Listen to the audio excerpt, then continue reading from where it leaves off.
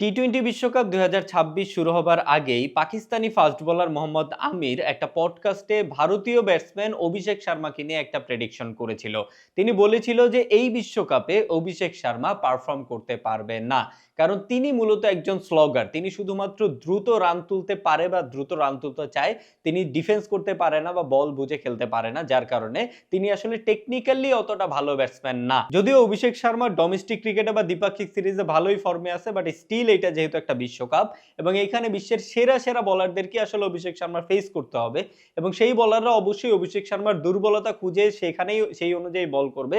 So Abhishek Sharma যেহেতু technically অতটা ভালো ব্যাটসম্যান না, সো এই বিশ্বকাপে অন্তত অভিষেক শর্মা পারফর্ম করতে পারবে না, এইরকমই প্রেডিক্ট করছিল মোহাম্মদ আমির। এবং মোহাম্মদ আমিরের করা এই প্রেডিকশনটা এখনো অবধি পুরোপুরি মিলে গেছে বা মিলে যাচ্ছে, কারণ অভিষেক শর্মা এই বিশ্বকাপে এই অবধি মোট 4টা ম্যাচ খেলেছে, যাতে তিনি মোট রান করেছে 15 এবং 3টা ম্যাচেই মেরেছে ডাক। ওই একই পডকাস্টে মোহাম্মদ আমির আরো একটা প্রেডিকশন করছিল, বেশ সাহসী একটা প্রেডিকশন করছিল। তিনি বলছিল যে ইন্ডিয়া এই বিশ্বকাপে সেমিফাইনালেও কোয়ালিফাই করতে পারবে না।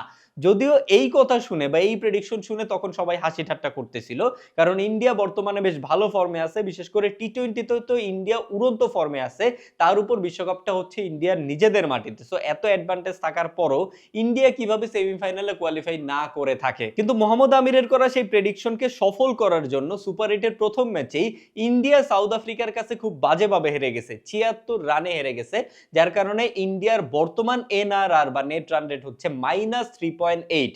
অর্থাৎ সুপার 8-এ বাকি যে দুইটা ম্যাচ আছে তার মধ্যে যদি একটা ম্যাচেও ইন্ডিয়া হেরে যায় বা কোনো একটা ম্যাচ যদি ড্র হয়ে যায় বা বৃষ্টির কারণে পরিত্যক্ত হয়ে যায়, তাহলেও ইন্ডিয়ার সেমিফাইনালে যাওয়া খুবই কঠিন হয়ে যাবে। তো মোহাম্মদ আমির, অভিষেক শর্মা এবং ইন্ডিয়ান ক্রিকেট দল নিয়ে যে দুইটা প্রেডিকশন করছিল, সেই দুইটা প্রেডিকশন আসলে বিশ্বকাপ শুরু হবার আগে বেশ হাস্যকর মনে হলেও বর্তমান পরিস্থিতি অনুযায়ী দুইটা প্রেডিকশনই কিন্তু পুরোপুরি মিলে যাচ্ছে।